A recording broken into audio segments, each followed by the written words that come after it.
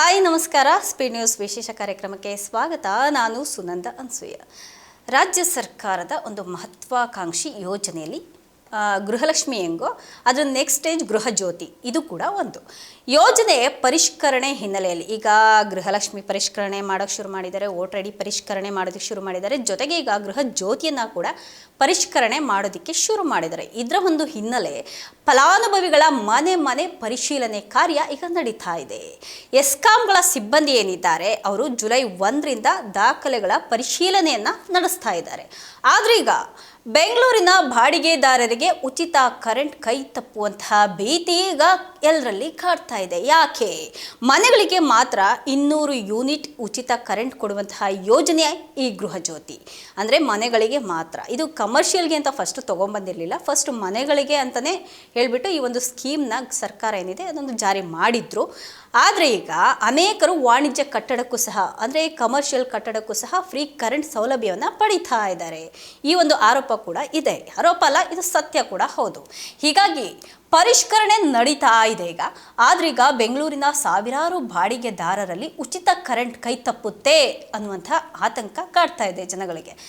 ಈ ಶ್ರೀಮಂತರಿಗೆ commercial cancel ಆದರೂ ಪರವಾಗಿಲ್ಲ, ಪಾಪ ಬಡವರಿಗೆ ಬಾಡಿಗೆಯಲ್ಲಿರೋರಿಗೆ ಈ ಒಂದು ಭಯ ಕಾಡುತ್ತೆ. ಯಾರು ಬೇರೆಯವರಿಗೆ ಕಾಡೋದಿಲ್ಲ, ಬಡವರಿಗೆ ಕಾಡೋದು.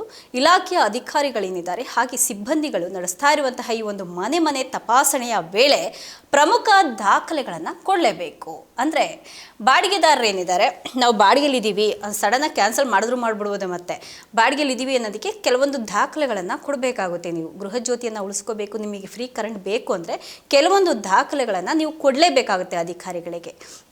ಉಚಿತ ವಿದ್ಯುತ್ ಸೌಲಭ್ಯ ಪಡಿತಾ ಇರುವಂತಹ ಫಲಾನುಭವಿಗಳೇನಿದ್ದಾರೆ ತಮ್ಮ ಒಂದು ಐಡೆಂಟಿಟಿ ಕಾರ್ಡು ಅಂದರೆ ವೋಟರ್ ಐ ಡಿ ಕಾರ್ಡ್ ಇರ್ಬೋದು, ಆಧಾರದ ದಾಖಲೆ, ಹಾಗೆ ಮನೆಗೆ ಸಂಬಂಧಪಟ್ಟಂತಹ ಬಾಡಿಗೆ ಪತ್ರಗಳು, ಬಾಡಿಗೆ ರೆಂಟ್ ಅಗ್ರಿಮೆಂಟು, ಬಾಡಿಗೆ ಪತ್ರಗಳನ್ನು ಕಡ್ಡಾಯವಾಗಿ ನೀವು ಸಿಬ್ಬಂದಿಗೆ ತೋರಿಸಲೇಬೇಕಾಗುತ್ತೆ.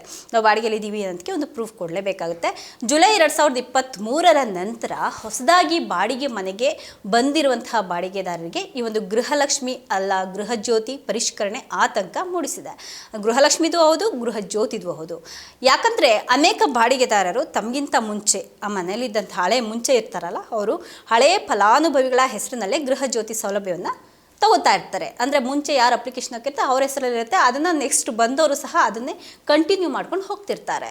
ಬಾಡಿಗೆಗೆ ಇರೋರು ಸರಿಯಾದಂತಹ ದಾಖಲೆ ಕೊಡದೆ ಹೋದರೆ ಒಂದು ಟೆಕ್ನಿಕಲ್ ಕಾರಣದಿಂದಾಗಿ ನಮಗೆ ಸಿಗ್ತಾ ಇದ್ದಂತಹ ಉಚಿತ ವಿದ್ಯುತ್ ಕಡಿತ ಆಗಬಹುದಾ ಅನ್ನುವಂಥದ್ದು ಒಂದು ಅಲ್ಲಿರುವಂತಹ ಬಾಡಿಗೆ ಜನಗಳೇನಿದ್ದಾರೆ, ಬೆಂಗಳೂರಿನ ಬಾಡಿಗೆ ಜನಗಳಿಗೆ ಒಂದು ಟೆನ್ಷನ್ ಶುರುವಾಗ್ಬಿಟ್ಟಿದೆ.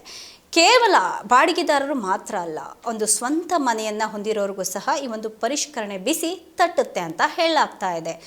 ಅಂದರೆ ಸತ್ತವರ ಹೆಸರಲ್ಲಿ ಅಕಸ್ಮಾತ್ ಅರ್ಜಿ ಆಗಿದ್ರೆ, ಅಂದರೆ ಸ್ವಂತ ಮನೆ ಇದ್ದು ಅವರ ಒಂದು ಮುಂಚೆ ಅರ್ಜಿಯನ್ನು ಹಾಕುವಂತಹ ಟೈಮಲ್ಲಿ ಸತ್ತವ್ರ ಹೆಸರಲ್ಲೇನಾದರೂ ಅರ್ಜಿಯನ್ನು ಹಾಕಿದರೆ ಈಗ ಆ ಖಾತೆಯನ್ನು ಬದಲಿಸಿದ ಮತ್ತೊಬ್ಬರ ಹೆಸರಿಗೆ ಲಿಂಕ್ ಮಾಡಿಸೋದು ಹೇಗೆ? ಅಂದರೆ ಈಗ ಮತ್ತೆ ಆ ಗೃಹ ಜ್ಯೋತಿನ ನೇಮ್ ಚೇಂಜ್ ಮಾಡೋದು ಹೇಗೆ, ಬೇರೆಯವ್ರ ಹೆಸರಿಗೆ ಮಾಡಿಸೋದು ಹೇಗೆ ಅನ್ನುವಂತಹ ಟೆನ್ಷನ್ ಜನರಲ್ಲಿ ಹೆಚ್ಚಾಗಿದೆ.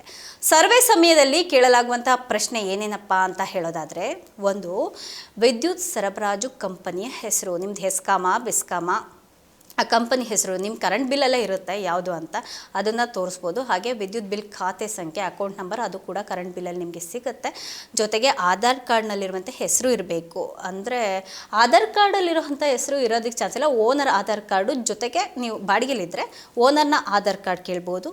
ಅದ್ರ ಜೊತೆಗೆ ಕರೆಂಟ್ ಬಿಲ್ಲು ಅವ್ರ ಎರಡು ಹೆಸರು ಕೂಡ ಸೇಮ್ ಇರಬೇಕಾಗತ್ತೆ.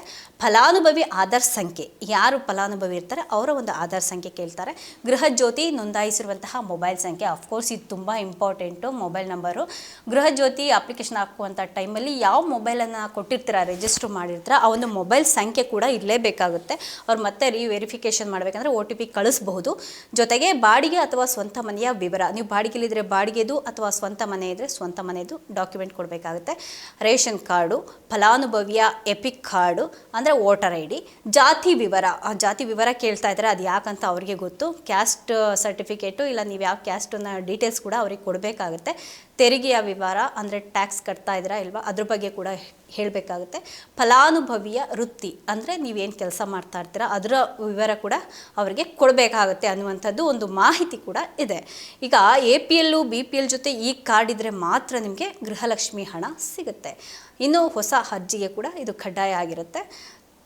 ಇದಾಗಿತ್ತು ಇವತ್ತಿನ ವಿಶೇಷ. ನಿರಂತರ ಸುದ್ದಿಗಾಗಿ ನೋಡ್ತಾ ಇರಿ ಸ್ಪೀಡ್ ನ್ಯೂಸ್ ಕನ್ನಡ. ಸುದ್ದಿ ನಿಮ್ಮದು, ವೇಗ ನಮ್ಮದು.